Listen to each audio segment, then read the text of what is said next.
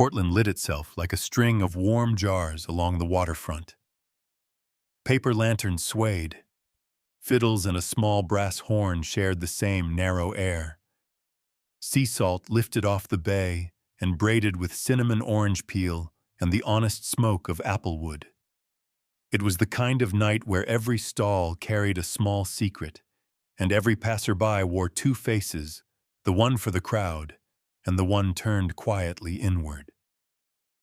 Ava Delaney tucked her scarf higher against the breeze. The scarf held a test blend that she was chasing for weeks, a scent she had named in her notebook as Rain on Birch. It was clean, but not thin, watery, but not cold, and it left a soft trace the way a lullaby hangs in a room after the last note.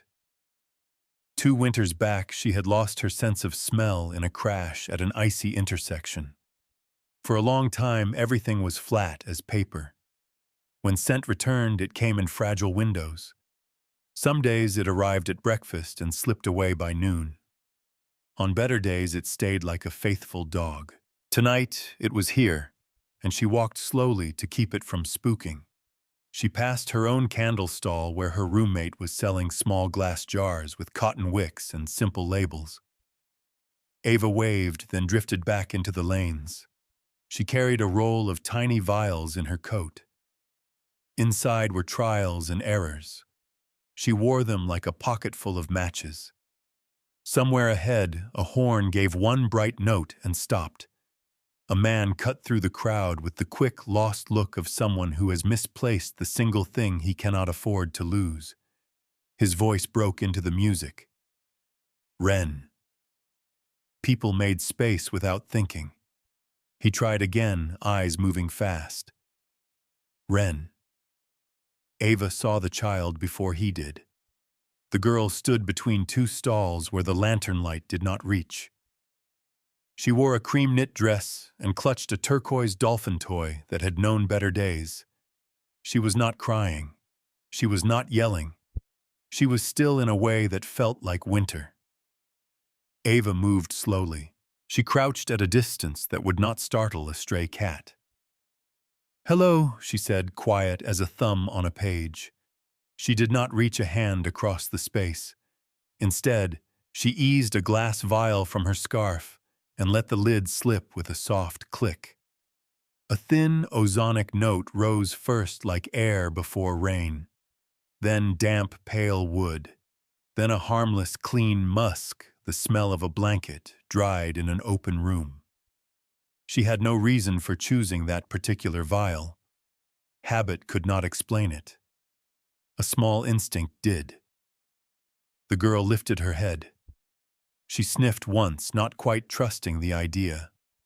Her fingers tightened on the dolphin, then loosened. Her shoulders caught high near her ears, lowered a small degree. At the far end of the lane, the man called again. This time his voice frayed. Ava raised her free hand without standing up. He saw the motion and came fast, then slowed, as if he understood he was about to step into a scene already in progress. "I am Ethan," he said, keeping his voice near the ground. "Are you with Ren? Thank you for staying with her." "It's all right," Ava said. "She has been standing right here." Ren edged closer to the scent rather than to the man. Ethan paused, caught between reaching and waiting.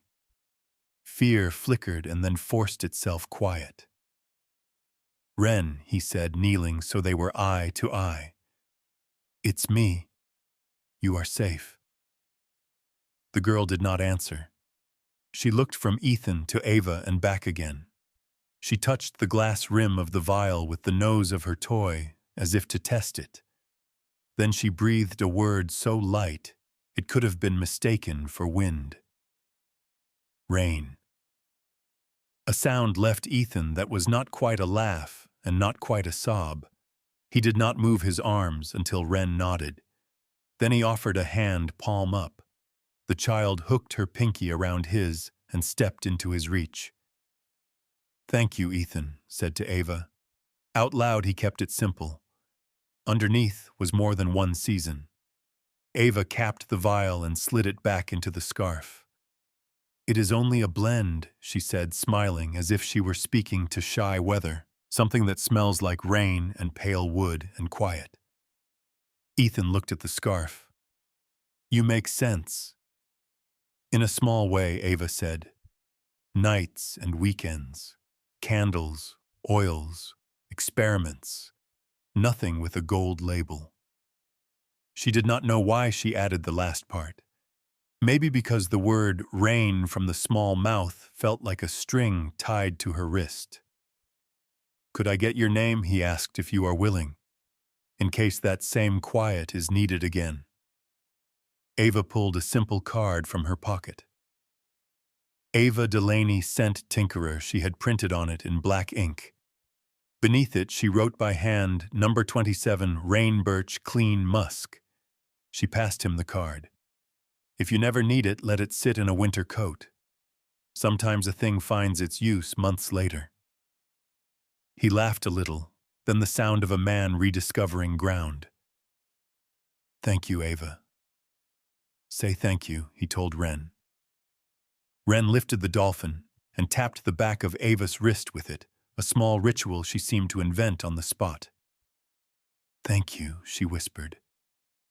Rain. Ava did not expect to see them again. Cities like to keep their own rhythm. But Portland has a way of bringing familiar faces back around with a gentle tilt of the streets. 3 days after the night market, the bell above the studio door rang. A voice called up the stairs. Ava, a dad, and a small bird are here for you. Ava wiped her hands and stepped from the workbench. Ethan stood near a shelf, hands in his coat pockets. Wren was beside him, dolphin wedged in the crook of her elbow. The room smelled like labdanum warming in a water bath, and the clean paper of brand-new notebooks. I brought cinnamon muffins, Ethan said, lifting a brown bag, paying the rain tax for the other night. We accept all kinds of flavor taxes, Ava said. Come in. Sorry for the mess. The studio was a wedge of a room under an A-frame roof. Bottles of absolutes and essential oils lined the walls. There were scales and beakers, a stack of plain labels, a heavy notebook thick with trial ratios and crossed-out ideas. Light from a single dormer window made small, honest dust float in the air. Wren looked around the way some children look at a deep tide pool. She did not touch a thing. She can sit in the rocker, Ava said. The light is kind there. Wren moved toward the chair with a tentative sway, then settled without a sound. Ava set an empty glass vial on the side table. You can borrow the rain and keep it here if you want, she told the girl. I will refill it. Ethan picked up a paper label from the workbench. No. 27. Rain Birch. Clean Musk, he read. You name things like lines from a poem. The best formulas start with a clumsy poem, Ava said. Tea, she added. Herbal. Coffee will fight the air in here. Tea is fine, Ethan said. He looked at Wren.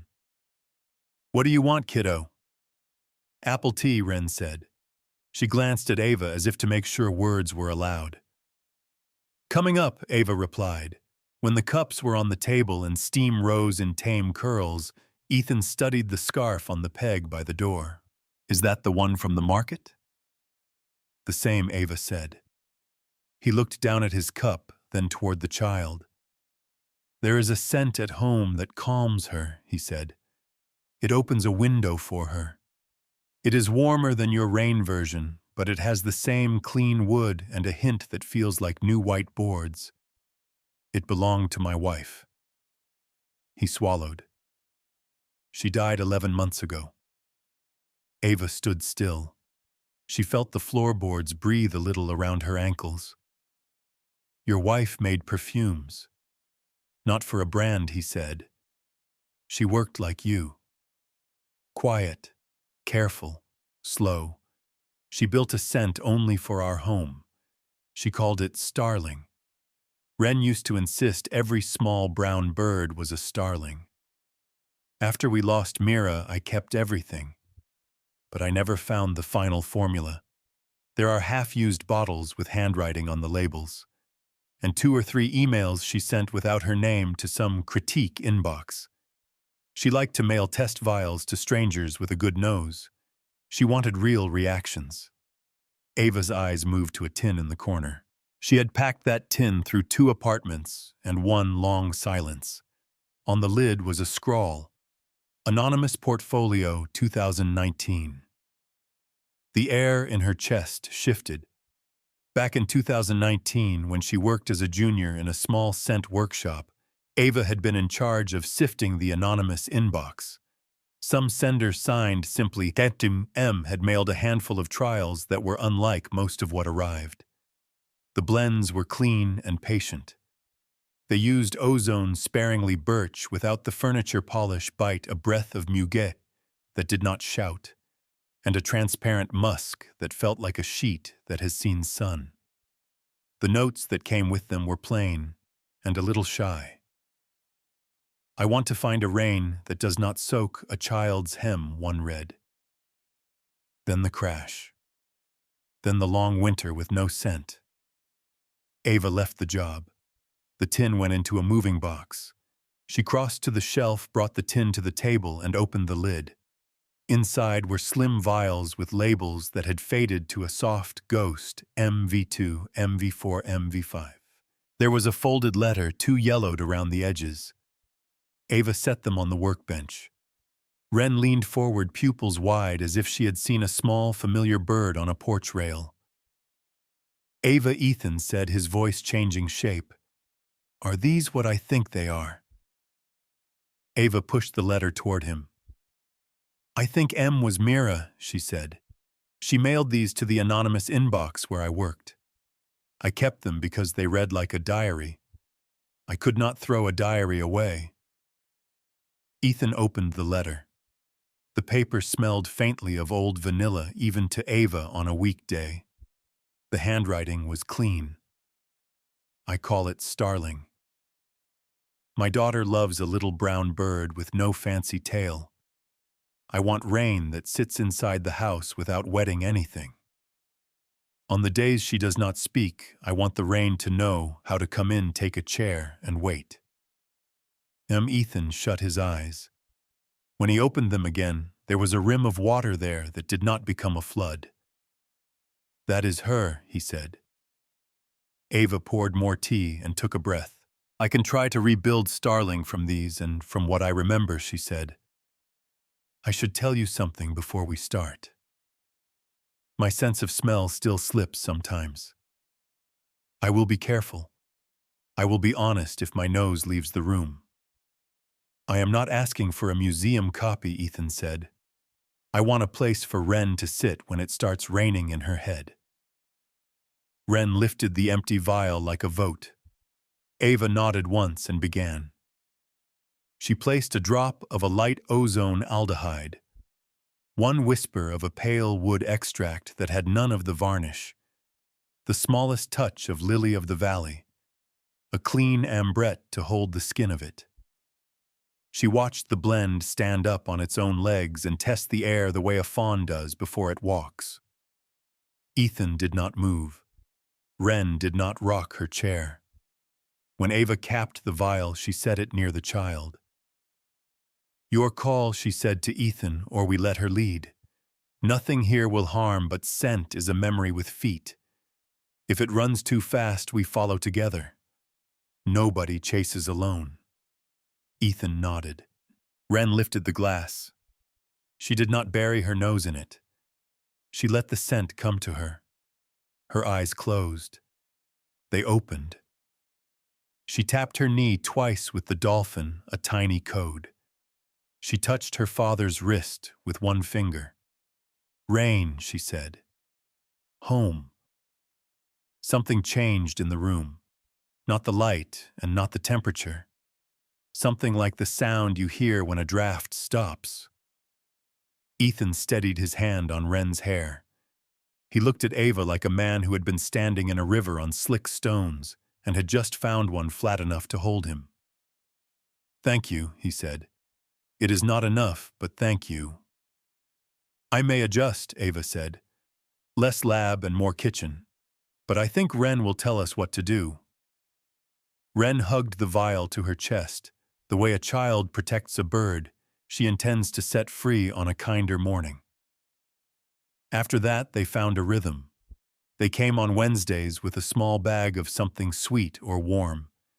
Ethan brought raisin bread, sometimes soup. Ava traded vials labeled Starling V2 to V3 and so on. She thinned the ozone by half. She brought the musk down a hair. She tried swapping the lily for a trace of hydrangea green. Ren sampled and would say simple things that were more useful than technical notes. The rain sits closer. The rain does not wet my cuffs. The rain can read now. Ethan told the shape of their story in careful pieces. He had photographed overseas work for years and then came home to teach when Ren arrived. Mira made blends in the evenings. She spent 2 years on Starling. A sudden medical event took her. After the funeral, Ren spoke almost not at all. Only in the presence of the home scent did her body loosen. Only then did sleep visit. Only then did small laughter return. Ava asked no heavy questions. She listened to the spaces between words and added patience there. The way Ethan laughed at Ren's line about literate rain nudged the paper lantern by the stair with the smallest tremble.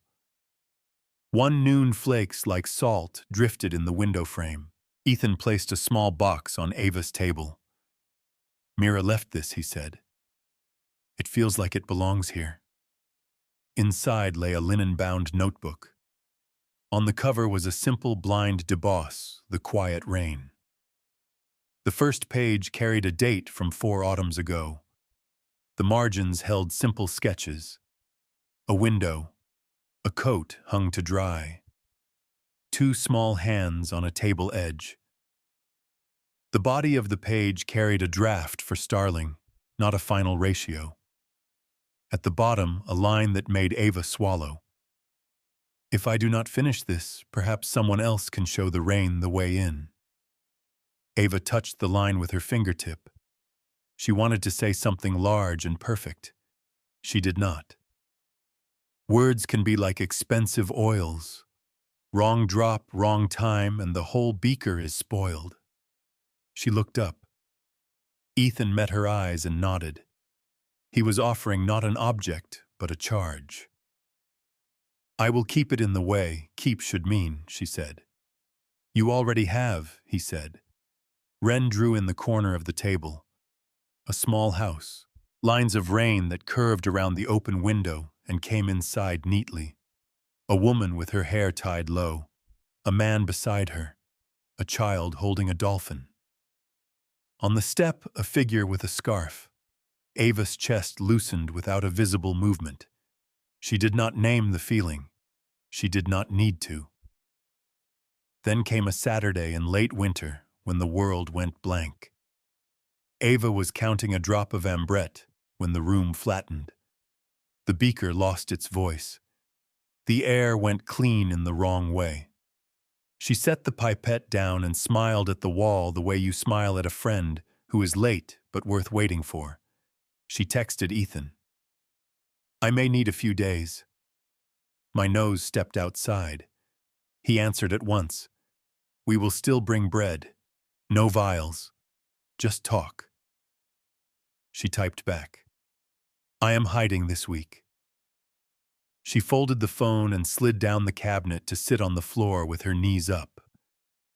Silence poured past like a black river. She let it. 2 days, then 3. On the 3rd evening, the bell rang. Ava opened the door with her hair unpinned, scarf on the peg, hands empty. Ethan stood on the landing with no bakery bag. He held a glass jar packed with wet birch twigs. Snow rested in the crooks. Ren was beside him, round in a puffy coat, the dolphin peeking out. We will not come in, Ethan said. We only wanted to leave this on your step. We walked after the rain and brought home what the woods were saying. Not for you to work, just so the room will not feel hollow. Ava took the jar. Even without scent, she could read the silver of the bark with her eyes and feel the shape of it in her palms. "Thank you," she said. Her voice had the catch of a person keeping company with herself. Wren handed her a paper. In block letters, the child had written, "The rain knows the way." Underneath was a drawing of a jar with small lines that curved like patient roads toward a window. Maybe Ethan said scent needs someone to invite it inside. Ava set the jar on this inner step and did not let go for a few seconds. "See you Wednesday," she said. "I will make apple tea, with or without a nose." He nodded. As he turned away, he added almost to the air in front of his mouth, "Thank you for hearing the things that make no sound." She closed the door and stood with the jar. The scent had not returned. Something else had. A quiet kind of persistence. The sort that does not require a name. On Wednesday they came. Steam from the kettle carried an honest sweetness. Ava told them how losing and finding a sense can be like losing and finding a shirt button on a sidewalk. Ethan told her about a student, a grandmother who takes pictures only of rain on bus windows. The grandmother says the rain makes everything in a hurry slow, just enough to see its own face in the glass, he said. Wren spoke without looking up. "The rain helps me see Mom." The room held still. Ethan touched his child's hair. Ava slid a small scent strip across the table. "You can name the new variation," she said, "if you want to." Wren studied the air as if a tiny bird were choosing between two branches. She wrote in steady print, "Porch." Ava nodded. "Starling porch." "Mira would like that," Ethan said. "Maybe she left it tucked somewhere and we were late picking it up," Ava said. Wren leaned close and spoke to Ava so softly the steam had to lean in to hear. "Mom says thank you for bringing the rain inside." The words landed on the wood floor and did not break. Ethan set his cup down and held it two-handed, the way you hold a warm stone. Wonder moved across his face like a small cloud letting the sun through. Ava did not look at him then. She looked at the word porch and felt how two simple syllables had grown legs. A week later, an email found Ava. A community center was building a quiet room for children who had tangled days. They wanted a corner for gentle sensory cues. Would she consider a rain inside corner? She wrote back with a pencil sketch. Ethan took photos. Wren drew a map for the rain with a window, a piece of birch, a low diffuser, a small rocker. They built a cardboard model at Ava's table and tested vials with the patience of careful cooks. Once a wire shorted and the diffuser died. Wren drew a second porch on the plan. "In case the rain gets tired," she said. Ethan tightened a screw and looked up at Ava. The lamp threw a shallow light on her cheek. He wanted to say many things about how grief teaches economy and how laughter can retrain lungs. He said only, "Watch your hand. That screw bites." She laughed. "Scent cannot fix cut fingers," she said. They both smiled, and something unhurried stood in the space between them. It had been growing in the quiet from the start. On opening night of the quiet room, Wren sat in the rocker and became the first rain tester. Other children came in cautious and stayed near the door. No one was asked to smell anything. The blend spoke first. It sat down. It waited. It made no demands. Ava stood by the corner with a starling porch vial in her palm. Ethan stood on the far side, arms loose, ready to hold and ready to let go. They looked across the room and exchanged a small nod. It was not much, and it was everything. Wren rocked and murmured, "The rain is reading." She turned to a boy with yellow hair and said, "If you do not want to talk, the rain can say something for you." He nodded, and after a minute touched the rocker with one careful finger. Ava looked down to hide a smile. Somewhere deep she heard a little mechanical click, as if an old pocket watch had started again. Outside the window, a breeze lifted. It was not raining yet. It would. At the threshold, an older woman touched Ava's sleeve. "You are the one who brings rain indoors," she said. "I only open the door," Ava answered. "The rain knows the way." The woman nodded and moved on. Ethan came to stand near Ava. He began, then paused as if he did not want to jostle anything that had found its balance. "Next week, if you like, come to our place instead of the studio. The kitchen window looks onto a birch. Maybe Porch will breathe easier there." Ava glanced at Wren, who was showing the yellow-haired boy how to sit very still so the rain could read, then back to Ethan. "I would like that," she said. "Bring your scarf," he said, "in case the wind turns." "I always do," she said. "Not for me. For anyone who needs a porch." Outside, waves turned pages against the rocks. Portland smelled the rain before it arrived. Inside a modest room, people who had lost things stood a bit closer, so when the rain came in, it would find the chairs ready. The drive to Ethan's house took Ava past a part of Portland she rarely visited. The streets ran narrower here with deep porches and long wooden steps. Birch trees lined the sidewalks, their pale trunks peeling in soft ribbons, like old wallpaper showing a second life underneath. She pulled into the short gravel path, the tires crunching like sugar underfoot. Ethan's house was 2 stories painted the color of cloud just before a summer storm. The porch rail wore a garland of white lights unlit for now. Wren was already on the front steps, rocking a little in place, the dolphin tucked under her arm. "You made it," Ethan said as he came to the door. "Wren's been keeping watch." "I could see that," Ava said. She held up a brown paper bag. "I brought cinnamon bread. It's slightly experimental." "Perfect," Ethan said. "We live for experiments here." The front door opened into a hallway filled with quiet details.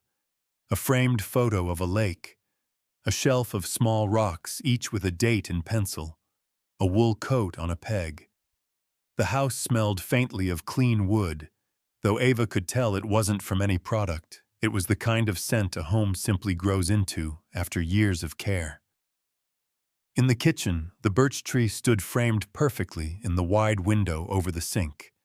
Beyond it, rain clouds stretched low, their underbellies silver. "Tea's on," Ethan said, setting the kettle on the flame. "Wren's been talking about showing you her rain map."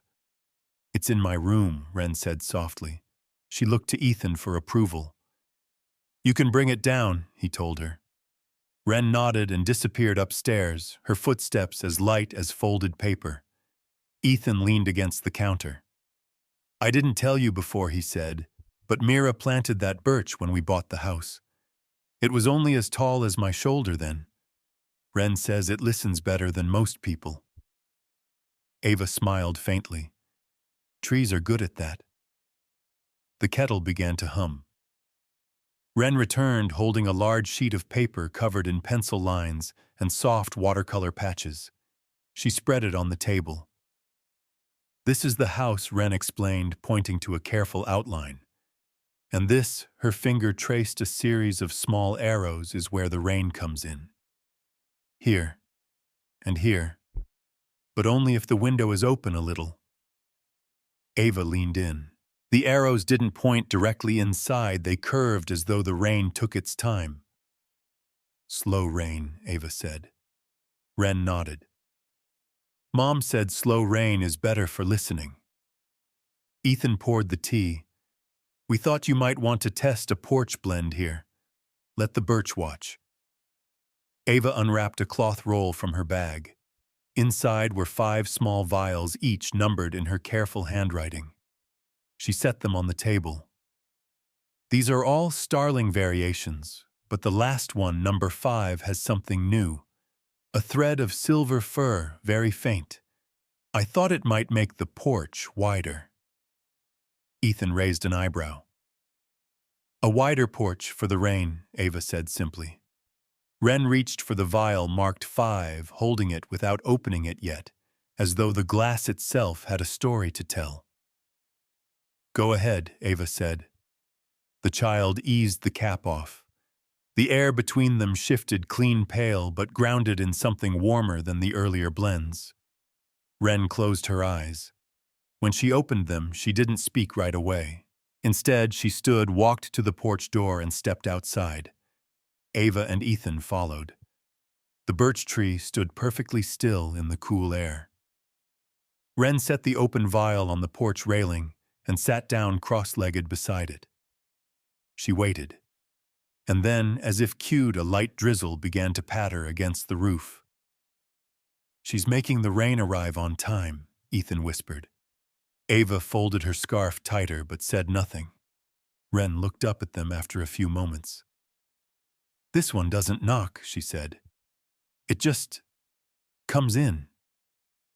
Ethan smiled a small private smile. That sounds like it's the right one then. Inside, while the rain threaded its way through the birch leaves, they sat at the table and cut the cinnamon bread. It was slightly lopsided, the crust cracked in one place, but the scent of it filled the kitchen. I think we should give this one a name, Ethan said, nodding toward the vial. Something of its own. Ava hesitated. You've already given it a porch. Maybe it deserves a key, too. Wren perked up. The rain key, she said instantly. Ethan looked at Ava. That's it. Ava nodded. The rain key it is. They sat in a comfortable silence after that, the kind that didn't need to be filled. Outside, the birch seemed to lean closer to the porch, as if listening. The next week, Ava returned to Ethan's house on a day when the rain was falling in steady sheets, the kind that made the world outside seem blurred at the edges. She had promised to bring a larger batch of the rain key, enough for Ethan's cafe shelves, and a small bottle for Wren's nightstand. Ethan met her at the door, hair damp from some chore outside. Perfect timing, he said, taking her coat. Wren appeared from behind him, wearing a sweater the color of the birch bark. She clutched a spiral notebook. I drew the porch with the rain, she announced. They settled at the kitchen table. Wren flipped the notebook open to reveal a pencil sketch, the porch, the tree, and just at the edge a figure seated with a scarf wrapped high on her neck. Ava looked at it for a moment, before realizing it was her. You even got the scarf right, Ava said. Wren's cheeks warmed. I wanted it to look like you were listening. Ethan reached for a drawer to fetch teaspoons. The drawer stuck a little before sliding open with a reluctant sigh. Ava's gaze fell to something half buried under a folded dish towel, a small photograph, its corners bent. She wouldn't have noticed it if the drawer hadn't jammed. Ethan saw her glance and pulled the towel back without comment. But Wren leaned over and tugged the photograph free before he could. That's Mom, she said simply, placing it on the table. Ava's breath caught. The woman in the picture, Mira, stood in front of the birch tree in early spring. The branches were bare except for a scatter of new leaves. Mira was laughing, head tilted, holding something in her hands, a glass vial, sunlight caught in the liquid inside. Ava leaned closer. She knew that bottle. It was one of hers. Not just hers, it was from the very first small batch run she had made 6 years ago, a trial blend she had only sold for a month before retiring it. Fewer than 20 vials existed, and she had long stopped thinking about them. The label was simple, the font imperfect. She had called it First Porch. You knew her, Ava said slowly. Not quite a question. Ethan hesitated, his hand on the edge of the table. Not the way you mean, he said finally. She found that bottle at a market in Seattle. Said it smelled like the house she wished we could have someday. When we bought this place, she planted the birch and said, "Now the porch is ready for the rain." Wren traced a finger along the edge of the photo. She always sprayed it before it rained. Said the tree listened better then. Ava felt an unexpected weight in her chest. She had made that blend on a whim, never expecting it to leave much of a mark. But here it was, living in the memories of a woman she had never met, shaping the way her family spoke about their home. She must have loved it, Ava murmured. She did, Ethan said. When the bottle ran out, she'd keep it by the window anyway. Said the glass remembered. For a moment, the rain outside seemed to grow louder, as if the birch itself were leaning into the conversation. Ava swallowed.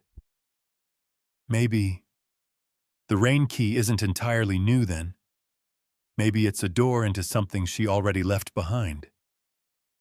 Wren's eyes brightened. So it's like the porch got bigger, she said. Ethan nodded, watching Ava. Looks like you've been part of this house longer than any of us knew. Ava didn't answer right away. She only looked toward the birch tree, its leaves trembling in the steady rain, and felt a quiet shift inside her, like a key turning in a lock she hadn't realized she carried. Over the next few weeks, Ava found herself returning to Ethan's house as if the birch tree had quietly added her to its watch list. Sometimes she came to test small variations of the rain key. Sometimes she simply stopped by after work, bringing bread or jars of soup from the corner cafe.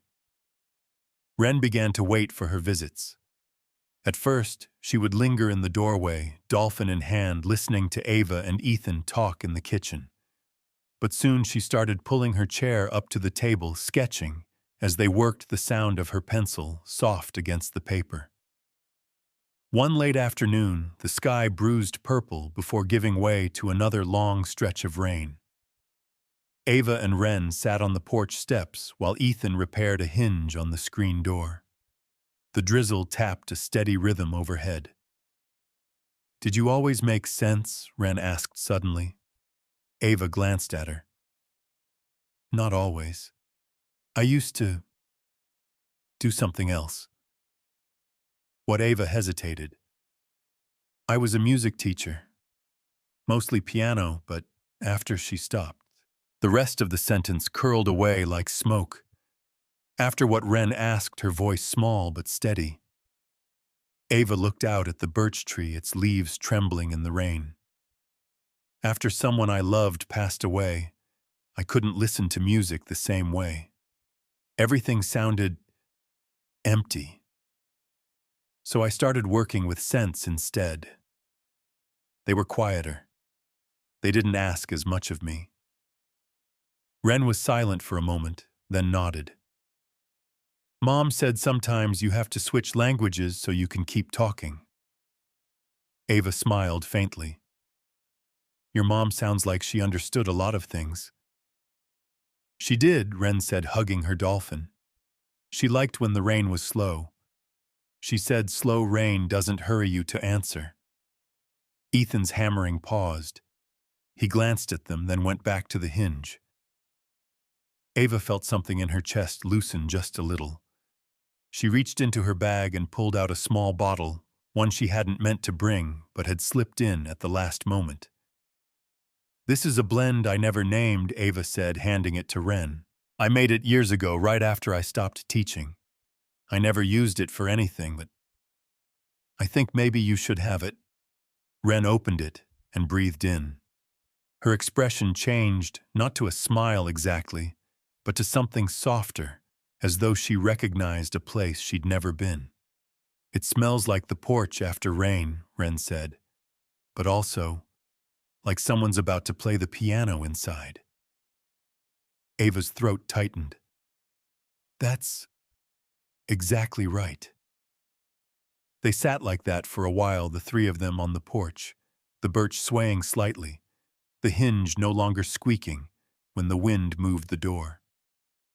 Inside later, Ava noticed a small change. On the kitchen shelf next to the old empty vial of first Porch was her unnamed blend. Ethan had set it there without comment. 2 bottles side by side, one from the past, one from the present, watching the rain together. It was a Friday evening when the rain finally gave way to a pale, clear sky. The air outside held that particular sharpness that comes after days of steady drizzle, as if the world had been rinsed clean. Ava had come by to drop off a final test batch of the rain key, but Ethan wasn't home yet. Wren answered the door, hair damp from a bath. "Dad's at the store," she said. "He said you could wait. I'm working on something." She led Ava to the living room where a low wooden chest sat by the window.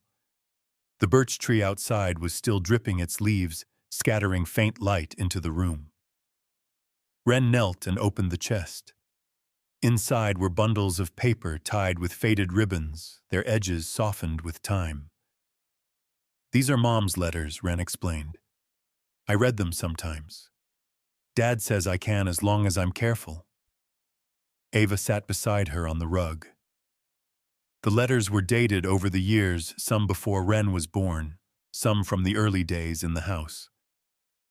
Wren untied one bundle and handed Ava a sheet of thick, cream-colored paper. The handwriting was looping and precise. "Dear E," it began. "The porch feels bigger today. I sprayed the scent and it made the birch sound like the ocean. I think I'm learning the rain's language. It's almost like music. Slow music, the kind you feel more than hear." Ava's eyes traced the words again. She wrote about the scent like it was a song, she murmured. "She did that a lot," Wren said, pulling out another letter. "This one talks about a tune she wanted to learn on the piano, but she said she could never find the sheet music. She only remembered a little part. She hummed a few soft notes. The sound made Ava's skin prickle. "Wren," she said slowly. "Do you know where she might have heard that?" Wren shook her head. "She just said it made her feel like the porch had more room." Ava's mind was already moving backward years ago to a recital she'd played before she left teaching. It was a small gathering in Seattle, nothing remarkable except for one piece, an original composition she had written but never recorded. She had called it First Porch. Her chest tightened. "Wren, I think your mom heard me play this song. It was, mine." Wren's eyes widened. "So you knew her?" Ava shook her head, still dazed. "Not in person, but maybe." She carried the music into this house. And when she found the scent, it must have felt like the same language. The front door opened then, and Ethan stepped in with a paper bag of groceries. He paused when he saw them on the rug, the letters spread out like small, careful footprints. "What's going on?" he asked. Ava held up one of the pages. "I think..."